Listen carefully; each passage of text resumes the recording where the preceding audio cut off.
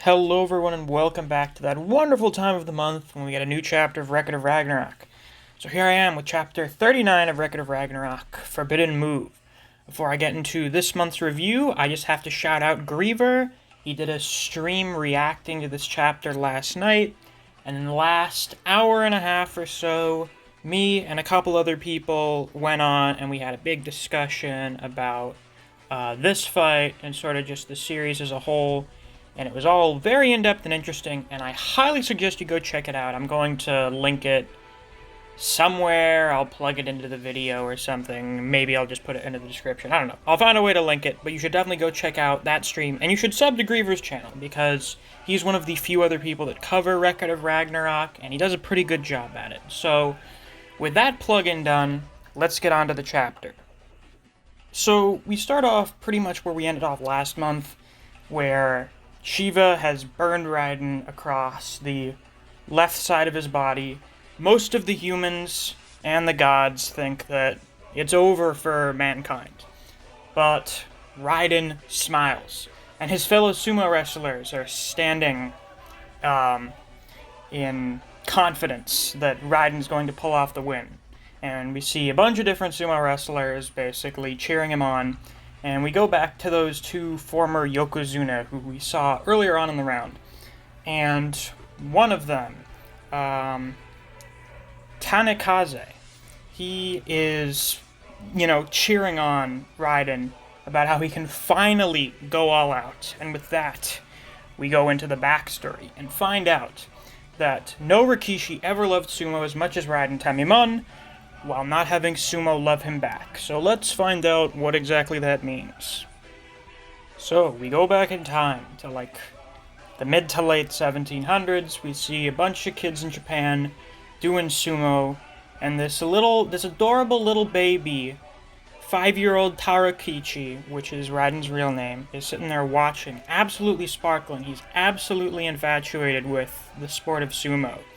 And after this one kid is finished getting his ass kicked, the main kid, Taraji, he offers to let Tarakichi play, and he asks him if his body can handle it. It seems like everyone treats him like a sickly, weak kid, presumably because he doesn't really do anything because he's aware of how ridiculous his strength is. So, the guy is thinking to himself that he'll go easy on Tarakichi, and he gets cut off. Like, the text bubble is pulled away as he gets absolutely fucking railed by Tarakichi headbutting him in the stomach. He's an absolute freak of nature, and everyone is terrified of him because of this. Very, sad shit happening to, this 5-year-old child. They call him Daidarabochi, which someone in Griever's Discord sent a picture of. It's like a big, giant demon thing. I haven't looked up any of the, lore for it or whatever, but it's safe to assume that it's bad. The giant shadow demon thing is a bad, scary yokai monster. So, Raiden being called this as a 5-year-old child is, pretty messed up shit. And he goes back home to his mom and cries about how God made him a freak of nature.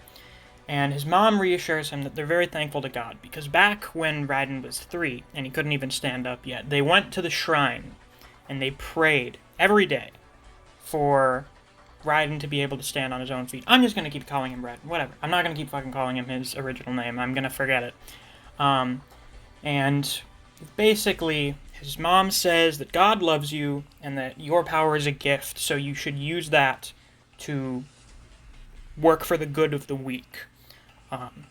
And I have to bring up now that this is what a mom is supposed to be like. Jack's mom, you fucking bitch. I don't remember...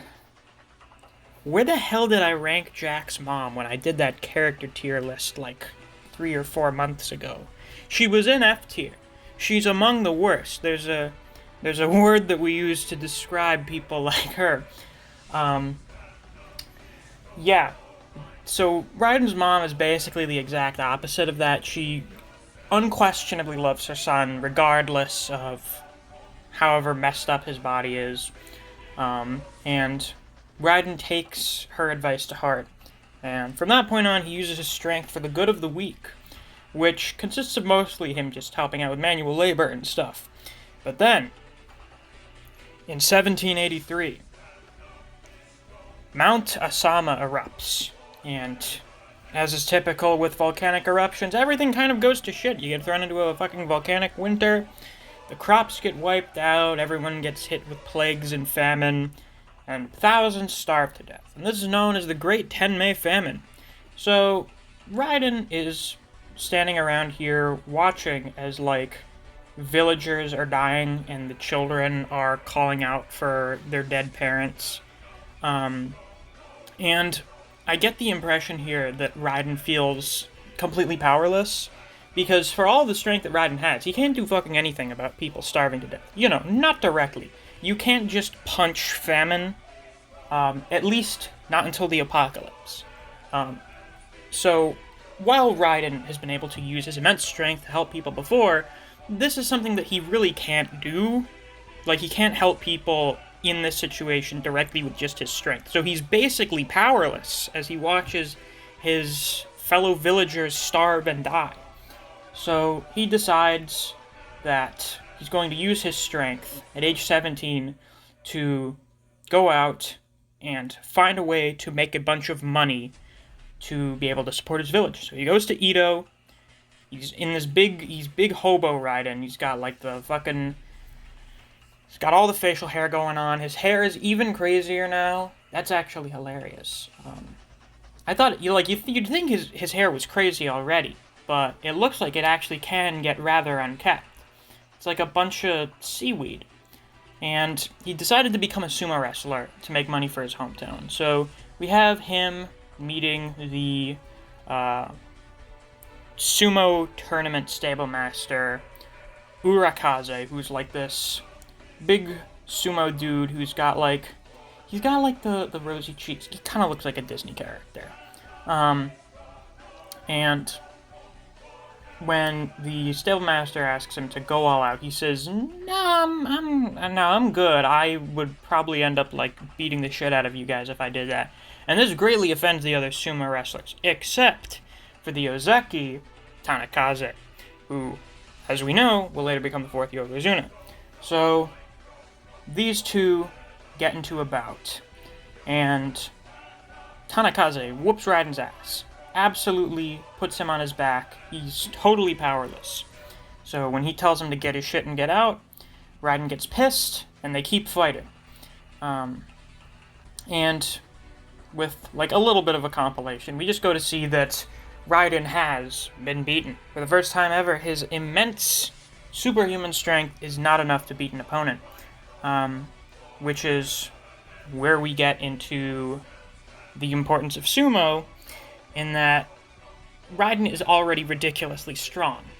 And sumo moves just make him even more absurdly powerful because, you know, it's the way martial arts work. You sort of maximize the force of your body, only use the movements that you need to, using all the muscle groups correctly. I don't know. I'm not a fucking martial artist. I'm just going through, like, all of the stuff that, you know, like, listen, you know what I mean. And because of this, Raiden is recruited into the sumo, what do you want to call it, tournament?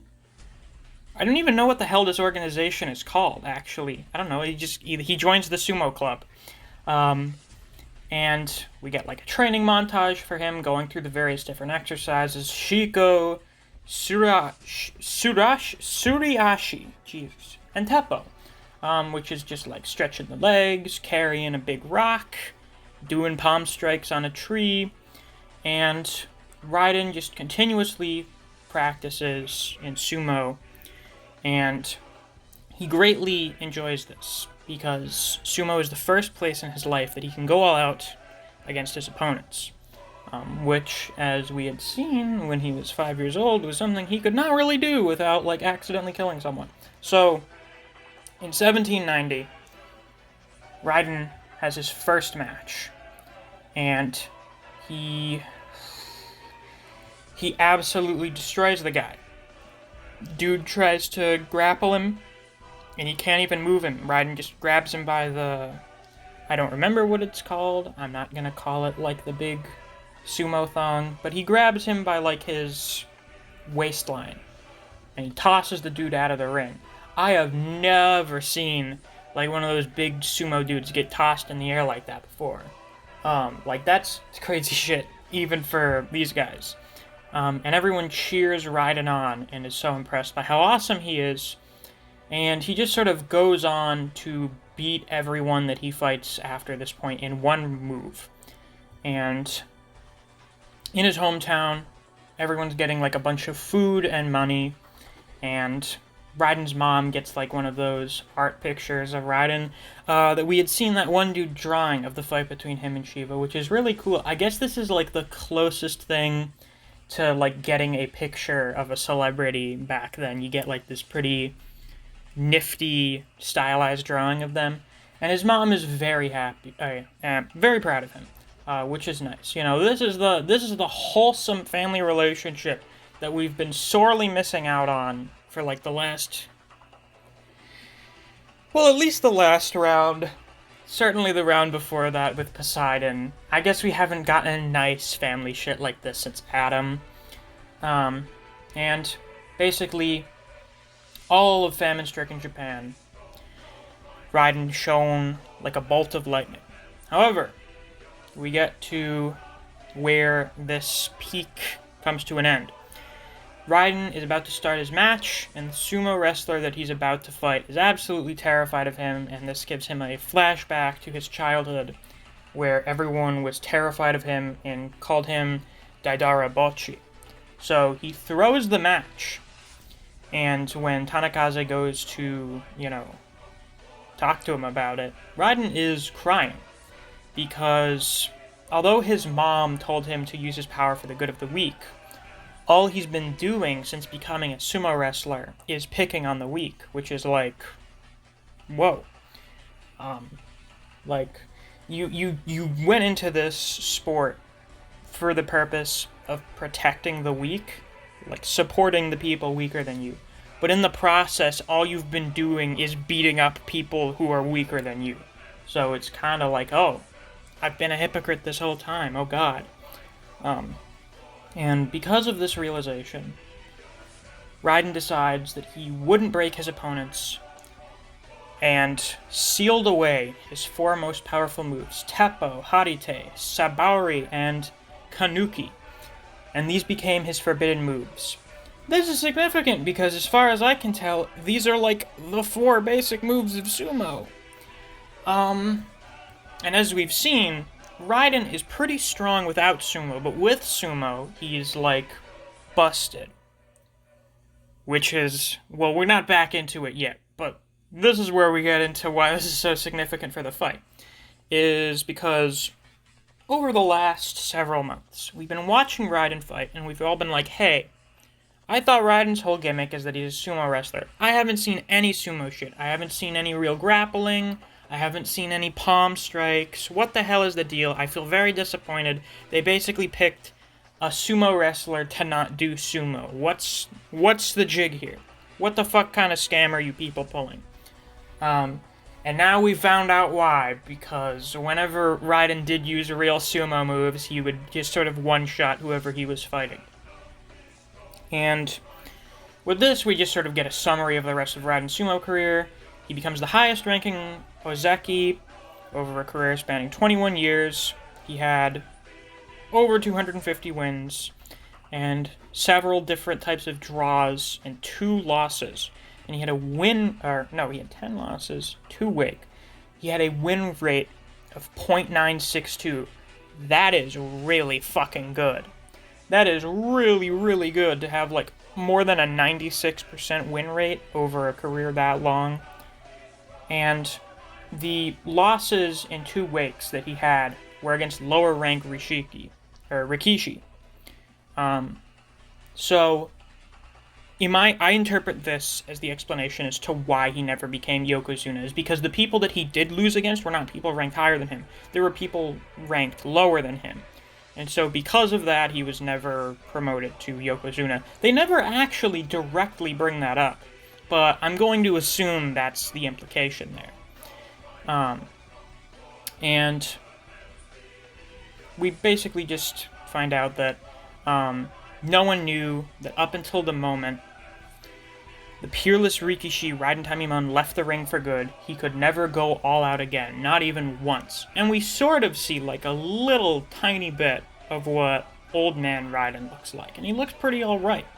The beard kind of works for him. I prefer younger Raiden, and he's got that fucking awesome sumo robe thing that he came into the arena with. So basically, Raiden went the rest of his career, since the start, without ever being able to go all out against someone.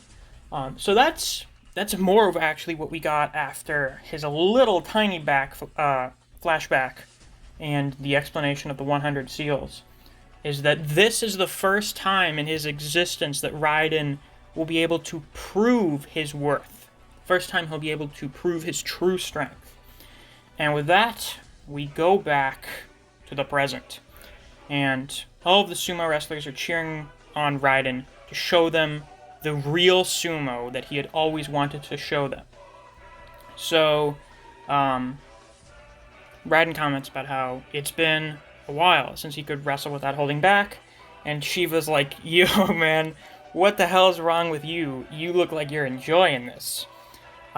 Which is, well, Shiva, you've been getting your ass kicked for most of this fight actually, and you've still been having a pretty good time. So now it's time for Raiden to let Sumo loose. He gets into the pose. His body moves quite naturally. So it just goes to show you how long the man has been waiting to do this. And he goes into his entrance procession. Does like the little sumo dance thing. Shiva gets all hyped and tells him to give him everything he's got. Slams his foot into the ground. And prepares to use the first of his forbidden moves. One of the most fundamental and essential moves in sumo, teppo. So he gets into position, and then buffs up his leg muscles, moves his legs, and then moves the muscles into his arms, or I guess in this case, just expands the muscles in his arms, and places all of his force into the heel of his palm. Now, I believe we have discussed at some point that Raiden is going to do palm strikes, and they're going to be super good palm strikes, because it's Raiden doing them. So, Shiva attempts to block this palm strike with two of his arms, and we see that shit got fucking broken. He breaks the fuck out of his arms. But it doesn't just stop there. He fucking palm strikes Shiva in the face because it tears through his other two arms and blows them off. Oh my god. The highest form of teppo, known as Yatagarasu. That's the end of the chapter, folks. I have to say, it can go anywhere from here. I'm still leaning towards Shiva winning. Shiva's gonna pull like another mythological thing out of his ass.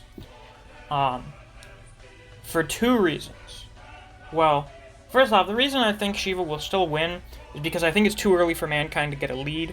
I think that just sort of like takes a little bit of the tension out, and also that means that basically whichever human goes up next is definitely dying, because they are not getting a 4-2 lead this early on. It's not gonna happen. Or well, I guess it would have to be a 4-2. They're not getting a 2-point lead over them at this point in the story. Alright? It's not gonna fucking happen. So if Raiden wins, whoever's going after him is definitely going to die. And I also think that humanity getting a lead now would make them a little too full of themselves. They did just have two pretty, well, I don't know, resounding, but they just won 2 rounds. 2 gods were just killed by humans for the first time ever. A lot of the humans are really high on their own farts right now, so I feel like Shiva still winning would be a reminder that, hey guys, we are still the underdogs here. Don't get all full of yourselves just yet. this is going to be a slog. We are not getting a clean sweep right out of the gate, or almost right out of the gate. This is going to take a while. And these guys are still monsters. They're gods. So don't get all full of yourselves. It's going to take a lot for us to win. We're not just going to finish them off 7 rounds in a row. So Shiva needs to be able to survive at least 2 more forbidden moves. Even if he loses, we need to see the 3 other forbidden moves. Unless we're going to get cock-blocked like we did with Heracles' other labors. But there are only 3 more, and they could do 3 more in a chapter or 2, especially if we're getting a double next month. So Shiva needs to be able to survive 2 to 3 more forbidden moves. And if he doesn't have anything else, that's not going to fucking happen. The dude has got whatever the highest level of concussion possible is, and 2 of his arms have been blown off. And 1 has been destroyed, so the guy's only got 1.5 arms left.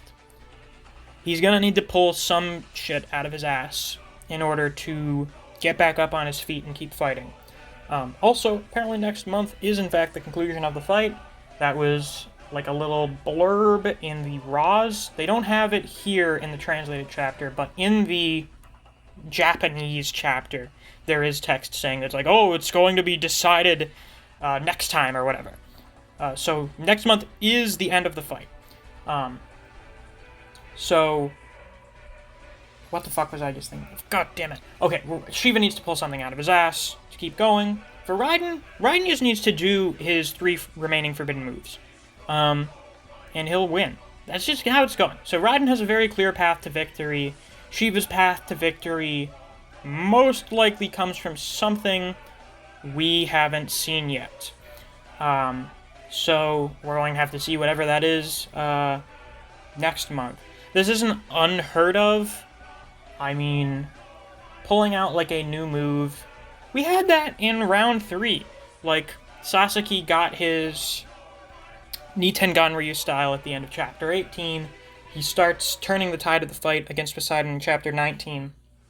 And in that same chapter, Poseidon, gets serious and then does 40-day flood. He does like a new big crazy move. Now, chapter 19 is still the longest chapter in the series. I think it's like 100 pages long.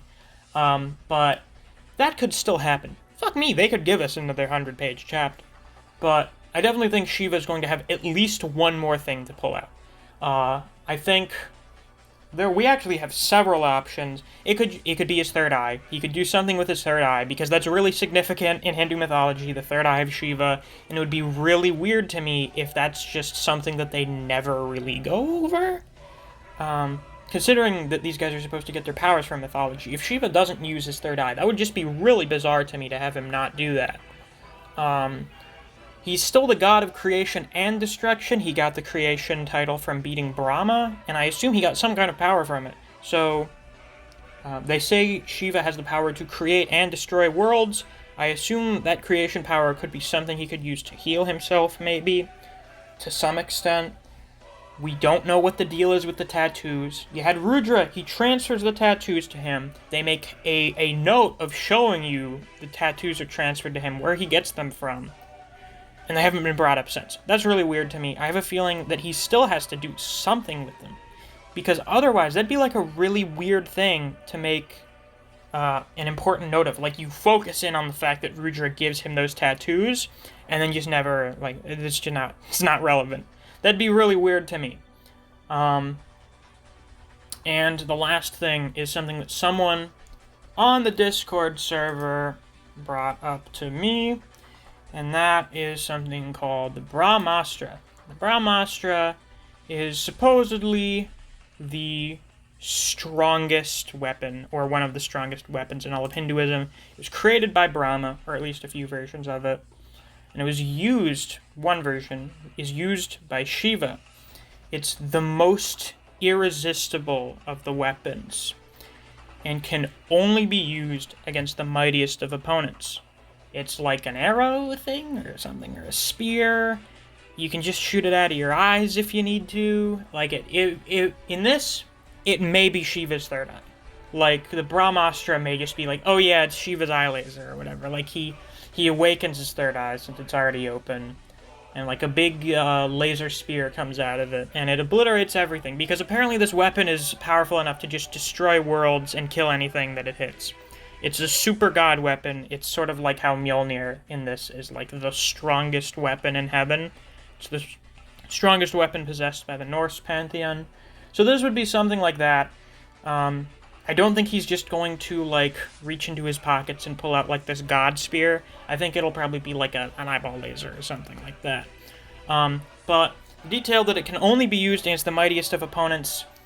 Well, not even Rudra gave Shiva this hard of a fight. This is the most difficult battle that Shiva has had against anyone. So if there's any opponent that you're going to use the super planet-destroying weapon that can only be used against the mightiest of foes against, it's going to be against Raiden. So those are potential paths to Shiva's victory. And with that, I feel like I need to talk about how strong Raiden is. Jesus fucking Christ, is Raiden stupidly strong. He is a contender for the strongest characters in the series. You have... I'm going to still say that Thor is probably the physically strongest.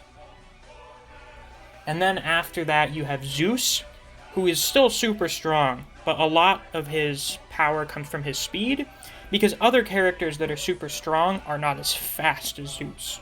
I mean, the guy can go faster than light. Some people say that the time stopping is infinite speed.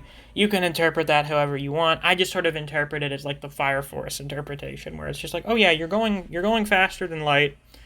And as a result, everything stops around you relatively. Like, relative to you, everything has stopped moving. And probably after Zeus, we have Raiden.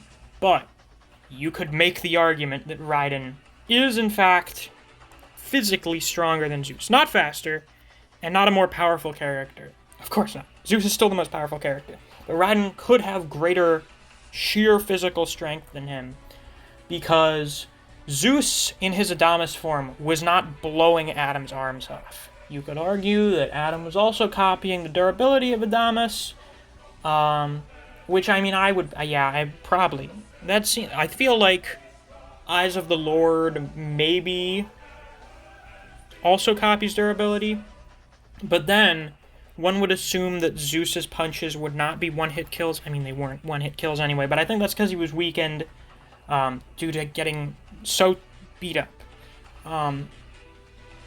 Maybe Eyes of the Lord don't copy durability. But anyway, Adamus Zeus did not blow Adam's arms off. And I don't think the human Adam is more durable than Shiva. Because I don't think Adam's durability was like a big deal. It was his endurance, and that he could just keep going, fighting no matter what. But durability and endurance are two different things. And for your palm strike, not only do you break Shiva's arms, you tear them off. You punch through his arms. That is ridiculous. And we haven't even seen the rest of his forbidden moves yet. I think a couple of them are some variations of grappling. So they're probably not as strong as Teppo, but I feel like one of them that's not a grapple grab thing, that one will be stronger than Teppo, and that will probably be his final move. Yeah, Raiden is really fucking strong. I did not expect him to be this high up. I don't know if he could... This is so weird. If you've read Kengan Ashura, when the coup is happening, and that one dude with the sword on a string is fighting everyone, and you're like, what the fuck? Gao Lang is super good. He's probably top 10. Why is this, like, fodder guy giving him a hard time? And it's because fighting someone with a weapon versus fighting someone who doesn't have a weapon is very different. So, Raiden, when it comes to sheer physical strength, is totally way fucking stronger than Lu Bu. But Lu Bu has a weapon, and he has that Sky Eater thing, which is a ranged attack that would probably kill Raiden. I don't know. Because from everything we've seen, Raiden is in fact stronger than Lu Bu. But I feel like just having Sky Eater would still let him win. I don't know. I mean, we haven't seen Raiden get hit with a divine weapon, so we don't actually know how much his durability stacks up to being hit with, like, a weapon. Maybe his muscle density is just too thick, and it wouldn't hurt him. I don't know. We can do, you know what? We can compare Raiden and Lubu after this round is over, but we'll just have to wait. That'll be next month. And hopefully after that, that means that by the end of the year I can do a video ranking the 5 rounds that we've had this far. You know, my 100 sub special that I said I was going to do like 3 months ago? And then I had to wait. I still haven't done a 250 sub special. I haven't even had time. And I'm at 500 now, which was my goal for the end of the year like 3 weeks ago. The review's basically over. You can leave if you want, I guess. But this is where I'm, you know, I have to advertise for myself here. I hit 250 like 3 weeks ago, and was like, oh yeah, I mean, let's see how close we can get to 500 by the end of the year. And then we hit it in 3 weeks. So, it seems like every time I say something, some variation of this, my sub gain increases exponentially. Happened when I hit 100, happened when I hit 250. Now I'm going to say it here at 500. Let's see how close we can get to 1,000 by the end of the year. I want that. Give me that community tab. Give me that sweet, sweet monetization option. Let's see how long it takes to get there. So, like, comment, and subscribe so that you don't miss any of my Record of Ragnarok uploads when I get my fight ranking out, and so that I can get closer to this new milestone goal, 1,000 subs. If you enjoy other series such as Kengan Omega, Jujutsu Kaisen, and Chainsaw Man, I do videos on those series as well, so if you're interested in those, you should definitely check out my channel. If you enjoy discussing Record of Ragnarok with other people, or you just enjoy the content I produce on this channel, I highly suggest you check out my Discord server. I have a link to it on my channel. And once again, definitely go out and check Griever's stream from yesterday. Griever's pretty cool guy. Once again, one of the few other YouTubers that cover Record of Ragnarok, and we had that great discussion towards the latter third of the stream. So if you're interested in that, you should definitely go check it out. Thanks for watching, and I'll see you around.